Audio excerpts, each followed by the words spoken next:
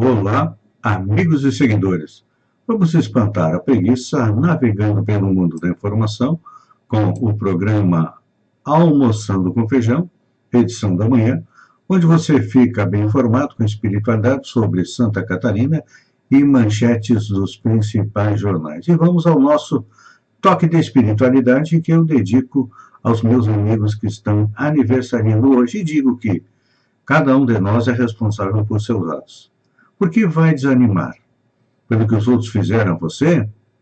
O que você tem que ver com isso? Nada? Siga em frente.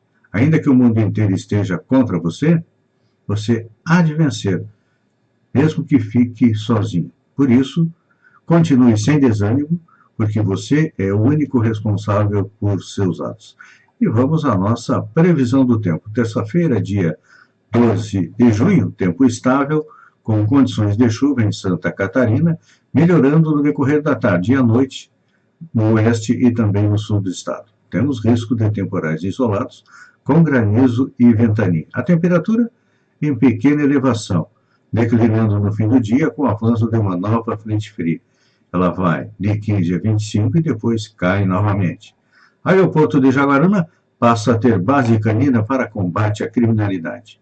Colt Blue, Foco, Thor e Bruce são os cães da base militar do Aeroporto Regional Sul, Humberto Guizo Bortoluzzi, em Jaguaruna, no sul do estado, que passou a contar com uma base canina.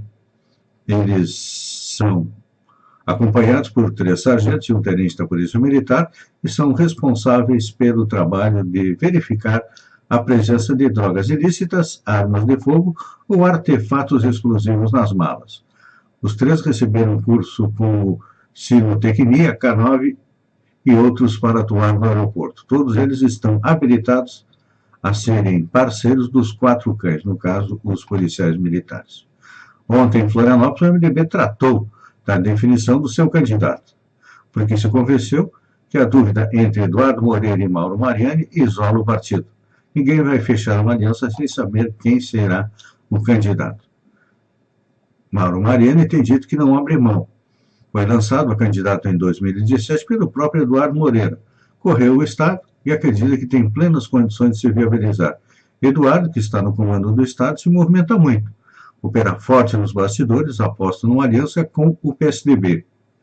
E Mariano, que é o presidente do partido, convocou a reunião da executiva para encaminhar uma definição. Pode apresentar propostas de prévia.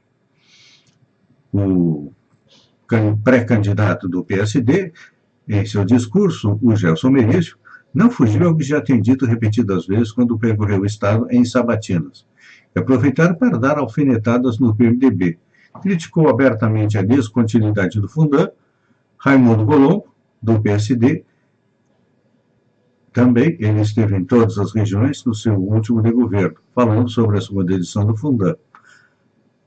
O apoio aos municípios, que era um fundo de um empréstimo conseguido junto ao governo federal para distribuir para os municípios, acabou não saindo, e o Gelson Merizio alfineta o PMDB, mas ele esquece. Claro, agora ele está rompido.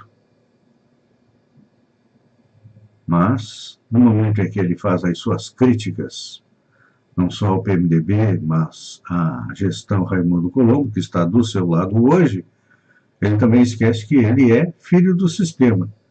Durante todos os últimos 8 anos, ele esteve mamando nas tetas do governo do Estado, colocando aí seus afiliados políticos em cargos de confiança. Então, ele não tem muita base para fazer suas críticas, não, porque até então ele fazia parte do governo. Vamos para as manchetes dos jornais. O Globo: Justiça vai decidir sobre tabela de frete. O impasse prolongado entre caminhoneiros, governo e empresários a respeito da definição de uma tabela com preços mínimos para o transporte de cargas emperrou. A questão foi para a esfera judicial. Já há 30 ações na Justiça. Segundo o levantamento da Advocacia Geral da União, a maioria delas pedindo que seja declarada a inconstitucionalidade do tabelamento. Vamos ver o que acontece.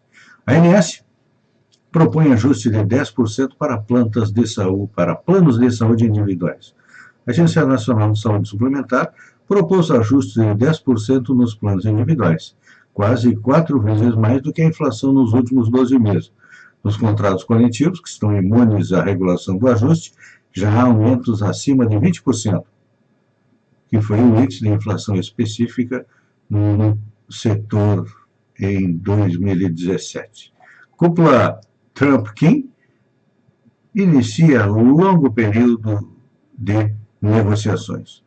O histórico encontro do presidente dos Estados Unidos, Donald Trump, e do ditador da Coreia do Norte, Kim Jong-un, em Singapura, na noite de ontem, aqui no Brasil, a expectativa do fim do conflito da Guerra Fria, o último conflito, visando a desnuclearização da Península Coreana, foi histórico e foi selado com um aperto de mão. Muito boa notícia para o planeta.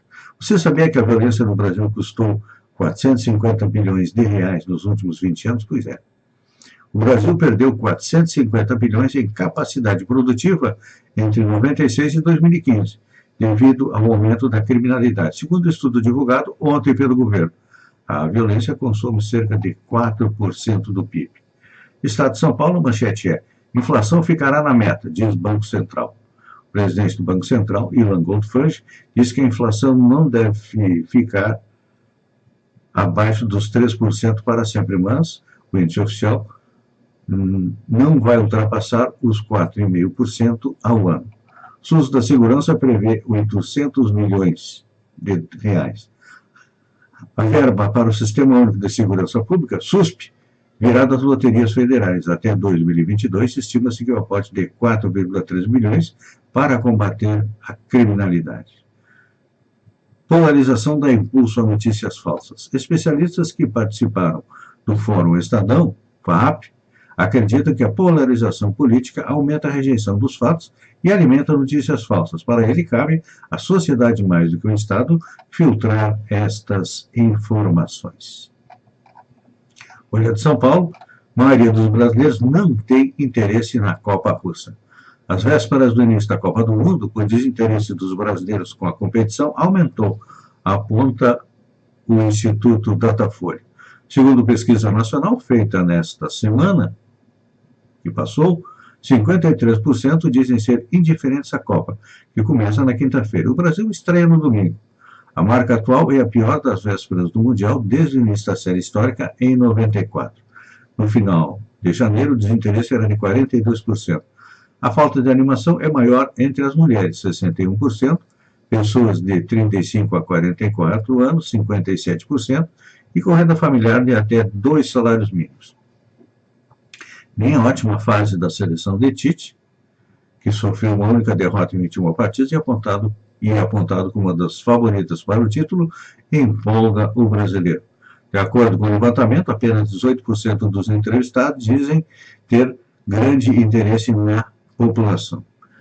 Realmente, gente, olha, a nossa grande preocupação chama-se a nossa situação econômica e também a nossa situação política, que vivemos uma crise muito intensa.